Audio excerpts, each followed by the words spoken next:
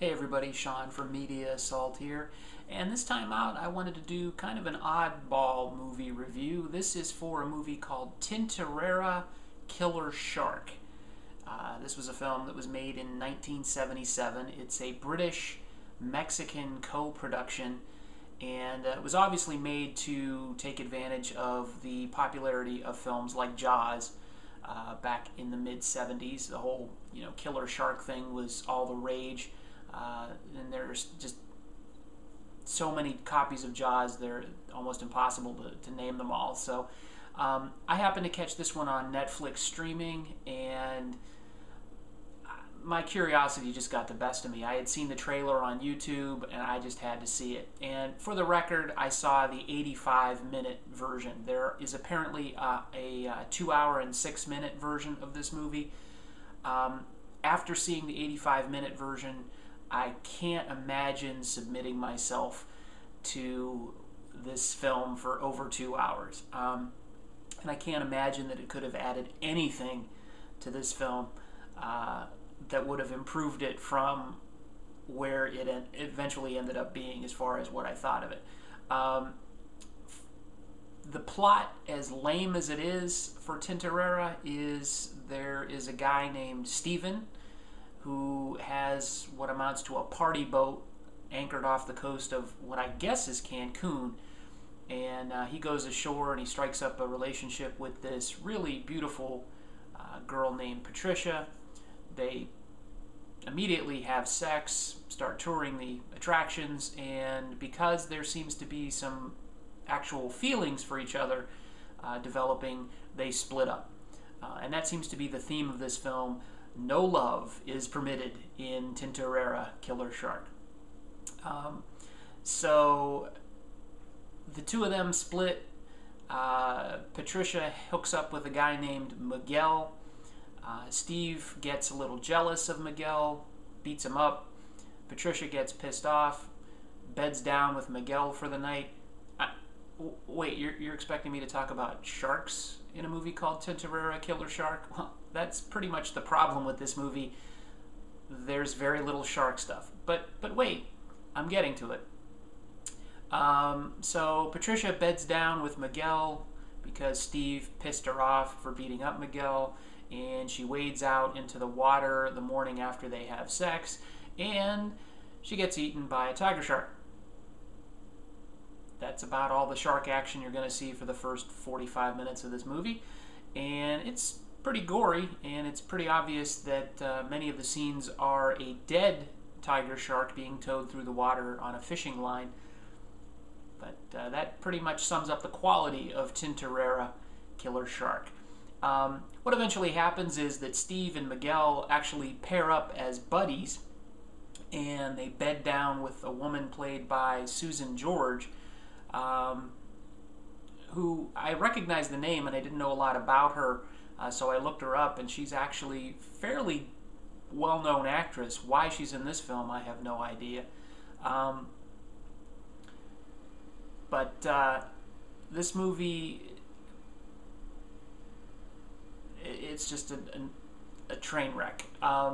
Anyway, so Susan George's character and Steve and Miguel form this sort of threesome relationship, and while they're hitting it off and eventually exchange rings in some sort of weird marriage ceremony, Miguel and Steve reveal to Susan George's character, who I can't remember what her name is in the film, and that doesn't surprise me because there's not a lot memorable about this movie. Anyway, they reveal to her that what they do for a living is they actually kill sharks. And unfortunately, that's depicted in this film with the actual slaughter of real sharks. There's a lot of stock footage of sharks and stuff going on, but there's also a lot of actual non-recreated shark killing in this movie. And that really kind of bothered me, and that's probably the most disturbing thing about this movie. It's not terrifying, it's not scary, it's certainly barely about sharks, but when the sharks are on the screen, they're basically getting slaughtered, either by a spear gun or being clubbed to death. And I realize this movie was made 40 years ago almost, but 35 years ago. My math sucks. But I just really wish that there was less actual brutality against sharks on screen. You also get to see a sea turtle get its throat slit and bleed into the water to attract sharks, which then get beaten. Anyway, so yeah, who cares? Susan George's character and the Stephen Miguel, they kill some more sharks, and they find out that there's a really big shark that they call Tintorera, which is supposedly Spanish for tiger shark, that's killing off a lot of people, and they try to kill it.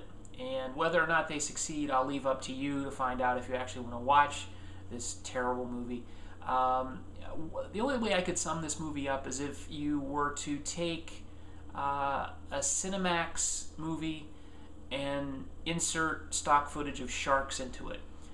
So there's lots of bare breasts, lots of threesome action, and to the film's credit, it doesn't exactly depict the sexual acts on screen, but there's a lot of nudity in this movie. The gore in the shark footage, when it actually attacks people, they may have killed real sharks when they were showing the shark hunting scenes, but they didn't kill real people, which may be to the film's detriment, because that may have improved it a little bit. But the scenes that actually use practical makeup effects are actually pretty gory and pretty good.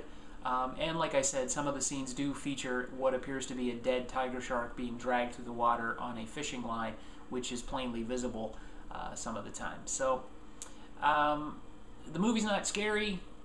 It really doesn't even succeed as titillating, because it is trying to be sort of a softcore porn movie. The soundtrack is done by Basil Polidorus, who is well known for doing soundtracks for films like RoboCop and Quigley Down Under, and I don't know, probably a whole bunch of other things that will come to my mind after I'm done recording this. But I recognized his name. The soundtrack's pretty bad, and features a lot of really low-grade disco funk stuff. The acting is horrible. There's really very little merit to this film, but it is an interesting entry into the Jaws ripoff category, just because it's so much unlike every other Jaws ripoff type film. It barely has anything to do with sharks, and even in the 85-minute version, it's more about the sex and hedonism than it is terrifying or scaring the audience. So if you really want to see this thing, go ahead and go on Netflix streaming, or get the disc from Netflix. You can watch the trailer. I'll put a link below so you can see what I'm talking about, how bad this movie is. And any movie with a guy named Hugo Stiglitz as the main actor, it may be worth seeing just to see what this guy does and his acting prowess, or lack thereof. So I would give this movie a 1 out of 10. It kept my interest only because it was like a car wreck or a train wreck. I just couldn't look away, but it's really not entertaining, and I really want my hour and a half back from watching this last night. So Tintorera, Killer Shark from 1977. Definite thumbs down for that. Unless you're really into really bad movies that aren't even redeeming in the so bad it's good category. So there you go. Check out the rest of my videos here on YouTube on the Media Assault channel, and stay tuned as always for more movie reviews, video game reviews, and music reviews coming at you soon. So thanks for watching.